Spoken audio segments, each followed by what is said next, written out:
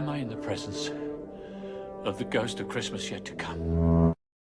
1992 Disney logo knew to get in and out within 14 seconds, and that's a sin for this movie for all the later movies that didn't continue this trend but instead inflated the logo to deep-throat viewers before every movie. Jeremy mentioning the act of deep-throating is definitely worth 10 sins. Hell am I doing? I'm sinning the f***ing Skip.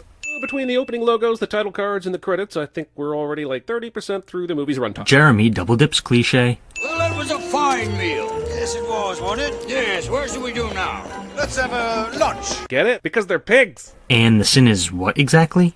That you understood the joke? Shouldn't that warrant a sin removal, given the fact that you hardly ever understand anything? The Marleys were dead to begin with. Movie's adding more Marleys than the original. Okay, but they seriously both died at the same time? Yes. This guy sings about it paints you with indifference the way women paint with rouge, and the only reason is because it's not easy to rhyme Scrooge, and they needed to rhyme with Scrooge here. And it's a kid's movie, so they couldn't use spooge. I mean, the lyric makes sense. Women used rouge to paint their faces, and Scrooge paints everything with indifference. What's the problem with this? And the vegetables don't like him. Yeah, here the eggplant emoji even refuses to show up on the selection board every time Scrooge tries to sect Belle. Jeremy says boner. He was hard and sharp as a flint. Slow down, Gonzo. I don't want to blow my load this early in the movie. Jeez, I didn't realize Dickens was this damn erotic. Jeremy talks about blowing his load in a Muppets movie. Solitary as an oyster. Mr. Dickens has never eaten oysters with... Skip. And I didn't mean to fall behind in the payment. Lord knows it being Christmas and all. Follow me here a moment. Who borrows money from a known asshat like Scrooge? Only the desperate, I guess. Those who can't go anywhere else. Which must mean he either has the best rates, or he's one of the only guys in town loaning to really poor people, which, ding ding ding. So then, if he's loaning to people that can't pay, he knows eventually they'll default. And maybe he can seize something if they took a specific loan out, like a home loan or a carriage loan. But even a home from someone like that would not be desirable to Scrooge. And why is there never any time given to his side real estate business that somehow resells piece of shit slum properties for a profit after the loans default? That fake-ass laugh at the beginning of the sin. Also, yes, he loans money to desperate people and takes advantage of them, then makes money from their property after they fail to repay the loan. I don't know how any of this is a sin. What right have you to be merry? You're poor enough. Fucking asshole. Rich and hoards money? Fine. But going out of his way to mock his own flesh and blood for being poor? Fucking asshole. Jeremy just complained about Scrooge being an asshole. Does anybody see the problem with that? It's kind of like sinning Drake for popping a Woody during a children's pageant. Sure, it's terrible, but at least he's staying in character. We'd like to speak to you about a donation. Bunsen and Binker come here asking Scrooge for a charitable donation because they are literally the only two people left in London that don't know Scrooge is a penny-pinching, poor people-hating dickwhite. Right, and what's the sin? Can you explain why this is a mistake of the movie? No? Okay. Why ever did you get married? Why? Because I fell in love. That's the only thing in the world sillier than a Merry Christmas. Boom. The heart of it. Scrooge is heartbroken. It's actually a huge part of what helps viewers, readers feel empathy for him. But even this movie's theatrical cut removed the song about his lost love. And it breaks my sinning heart to have to sit in this movie twice for. This sin is a little strange. Jeremy is correct that the theatrical version of this movie cut out When Love Is Lost, which was pretty disappointing, but the footage has been added to versions of the movie online, as well as certain physical copies. However, this edition only happened after Cinemasins uploaded this video, so they had no way of knowing about this. For that reason, I'm neither adding nor removing any sins here. Everything we know about Scrooge is that he's a fastidious motherfucker. So why are all these books grossly akimbo on the shelf? When in this movie have we ever seen any evidence that Scrooge is fastidious about anything other than his work? The answer is never, and Jeremy is just making shit up. Once again, the entire goddamn city has been bitching about how awful this guy is, but this caroler decides to go rogue and try to charm his ass? Yes. 8:30 then. If you please, sir, half an hour off hardly seems customary for Christmas Day. How long has Bob been working for Scrooge? Given his disdain for Christmas, he's probably open that day every year, so this shouldn't be a surprise for his employees. Nowhere in this scene do any of the employees exhibit surprise. They exhibit disappointment, but that's very different from surprise. Their employer gone at last. Bob Cratchit and the bookkeepers immediately began that most pleasant of activities. The interspecies Christmas orgy. Bob really likes to have his cloaca stroke counterclockwise. Sexually talking about Muppets is a little better than talking about your attraction to Emma Watson at 10 years old, but it's still not great. Christ, what a waste of time. This is like 6 rats working on this one task. Great job! 1 window down! 1. Jeremy double dips cliche. Holy these special effects have aged about as well as the original Tron movie. Jeremy makes a pop culture ref. You know what Scrooge is doing. We're down here and he's up there. Yes, a rat would be excellent at Cinemasins. At least it's not the endgame rat. That rat. Jeremy makes a pop culture. Man beats off on Nightgown. Jeremy talks about beating off. Oh, look! It's Ebenezer Scrooge! Oh. Looking older and more wicked than ever. I knew he wouldn't disappoint us! It's funny how Stadler and Waldorf were making fun of contemporary movie theater critics in the Muppets, but these days, many people would use these assholes as stand-ins for Chris and me. At least Statler and Waldorf are actually funny once in a while. You will be haunted by 3 spirits! Why does this asshole get a second chance at life? Like, it's clear from this song that the Marleys didn't even like Scrooge, so why did they get an opportunity to warn him about his misdeeds? If anything, they should be pissed off that no one did this for them. Marley is trying to save Scrooge because he realizes that Scrooge is on the same trajectory he himself was on during his life. Despite being an asshole, Marley felt closer to Scrooge than most other people, so he doesn't want Scrooge to suffer the same fate. I really hate this. You wanted to know what was happening. Now Scrooge's bedchamber is on this side of the house. We've literally just established that Gonzo is an omniscient narrator, so why is Rizzo so horned up to see the action himself? He'll know what's happening every step of the way. There's a pretty big difference between seeing the action for yourself and simply hearing about it. You're telling me this was just visited by 2 ghosts and freaked the out, but is able to drop off to sleep just an hour or so afterward? I mean, what else is he gonna do? It's not like he can stay up watching TV all night. Scrooge probably just convinced himself that he was imagining things.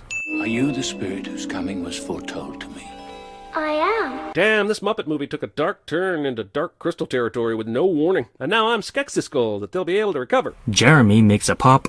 Look, I'd maybe buy that they're teaching rudimentary Shakespeare to the 4th graders here, but Moliere? Jeremy sees a bust of Moliere's head and immediately assumes that they're teaching him to 4th graders. Maybe they are, maybe they aren't, but the movie hasn't given us enough evidence to make any conclusions either way. Teachers can decorate their classrooms with whatever they want. It doesn't necessarily have to relate to the coursework. Dusk has fallen, and the lamplighters are at work. It's Christmas Eve for certain. Narrating the work of civil servants on Christmas Eve really only hammers home the fact that their asses are working on Christmas Eve, no? Yeah? And why is this a sin? If you're not going to explain, then I'm not going to accept. You know how much the firm is spending for this party? Why'd Scrooge wait until now to bring this up? The money's already been spent, fool. This is like saying, do you know how much I came after the condom broke? Once again, Jeremy is talking about sex during a Muppets movie. Also, this scene implies that Scrooge only received the numbers after the money had already been spent. Otherwise, he would have tried to prevent the money from being spent in the first place. I love you, Bill. You did once. Man, most of the time I hate musicals, but this musical has pretty awesome music, and it's been forever since it music. That with the electric mayhem at the party doesn't count. I want a goddamn song. Jeremy double dips cliche. May I welcome you to Christmas morning! If the Ghost of Christmas Present actually takes him to Christmas morning a little bit in the future, shouldn't his name be Ghost of Christmas a little bit from now? You can take a slightly less literal view of this. In this context, the present refers specifically to the current year's Christmas Day, rather than what's literally happening right at this very second. That's why he's called the Ghost of Christmas Present, rather than the Ghost of the Present.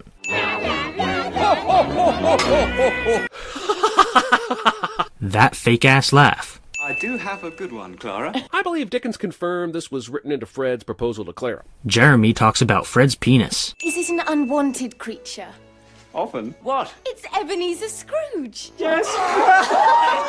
I'd feel sad for Scrooge finding out his nephew hates him, but then I remember Scrooge is a massive dickwad who deserves to be hated and also deserves to feel sad for once. The dickwad. Good for you, Jeremy. You actually understood the point of the scene. Congratulations. Now, I have no idea why you counted that as a sin, but at least you're starting to understand the movie. Merry Christmas, everyone. Where the hell have Bob and Tim been all day? Sure, they went to a church service, but it's nighttime, and they're just getting home on Christmas. We only see the Cratchit family at this particular moment, so you have absolutely no reason to suggest that Bob and Tim have been gone all day. Jeremy is making shit up again. My time upon this globe is very brief. I believe it will end upon the stroke of 12. But the first spirit appeared at 1, and this dude showed up at 2. Why the hell are we jumping all the way back to midnight? Jeremy, be for real. You already sinned the movie for jumping ahead to Christmas Day, but now you think they're jumping back to midnight on Christmas morning instead of moving forward to midnight on Boxing Day?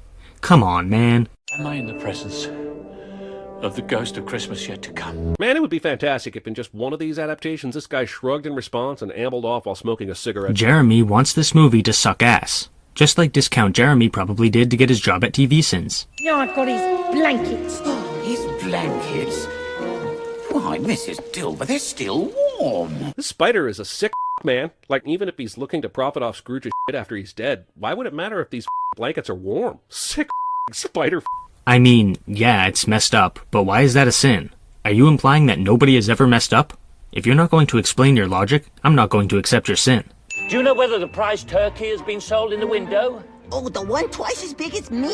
It's still there. Buy it for me and I'll give you a shilling. I love this. The rich entitled asshole has finally learned the meaning of Christmas and selflessness, and his first act is to pay someone else to do an errand for him so he doesn't have to do it himself. He's giving a poor young boy more money than he needs to for doing an easy task. Not to mention the fact that he ends up bringing the boy to the Cratchit's house so that he can join in on the celebration later. So the movie made a massive deal about Bob being off work for Christmas Day. But what about these sad that have to man the poultry shop, especially first thing in the morning? Apparently their bosses didn't let them take the day off. But why are you asking about them? They have literally nothing to do with Scrooge. Scrooge doesn't own the poultry shop. Asking irrelevant questions is irrelevant. Now he's throwing money at a charity, so basically Scrooge has learned to do nice things, but to use his money to do them. Money is still his focus. I was bad? Here, let me buy my goodness. Overnight even. This is like when everyone found out how much more Marky Mark made than Michelle Williams for the reshoots on All the Money in the World. A very average movie, no matter who acted in it. And then he donated his salary to charity to defuse the situation. Jeremy makes a... Also, Scrooge does use his money to do good things, but he also does good things without his money, such as attending the Cratchit's Christmas celebration and becoming an uncle to Tiny Tim. I'm pretty sure he didn't pay Tiny Tim to love him. After all, Scrooge is not Diddy. Even his gifts to the bookkeepers is more coal for the fire. Literally a job benefit they should already have been receiving. He shouldn't get kudos for this. He should get raked over the coals for doing the bare minimum kindness after his so-called transformation. He gives Bob Cratchit a raise and pays off his house. But the rat bookkeepers, here's some coal, dicks. I mean, he could have also done nothing at all, so this still shows his development as a character. Jeremy is one of those people who complains about his parents not spending enough money on his presents.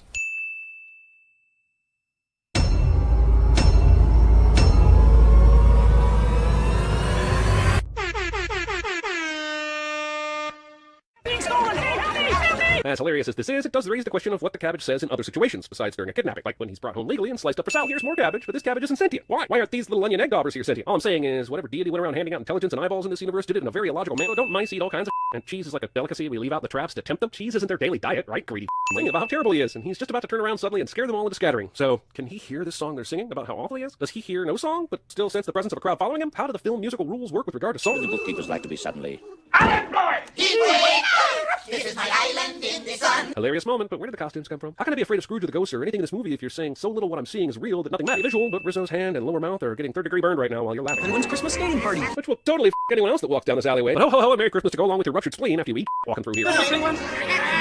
Wait, everything speaks English in this universe? Even the vegetables? But the penguins can only communicate via this weird quack. But if the cat can see these two, then why can't everyone and everything else? I'm not just talking Scrooge. At least he's from the same time period. This cat has a memory of the past, and it can see Rizzo. That's up. That means young Scrooge and everyone else in this entire sequence should be able to see them as well, right? If I'm being consistent with picking apart this movie's rules, and surely I'm not, then I should point out that Gonzo and Rizzo shouldn't have been able to climb the ladder, interact with the fire, or interact with the water that put out the fire, since it's all a shadow of the past. But birthed out 2 pigs and 2 frogs as a result of the mating. Why isn't there a hybrid among the mix? Do pig and frog DNA splice this selectively? Which literally points 3 times vaguely, and then dumps a bag of gold coins into the shopkeeper's hand. Somehow, he gets what he wanted and paid the right price. Yeah, but that turkey's raw as hell, and it would take several hours to cook even with contemporary methods. Plus, they've got to accommodate a ton of new guests in their house on Christmas.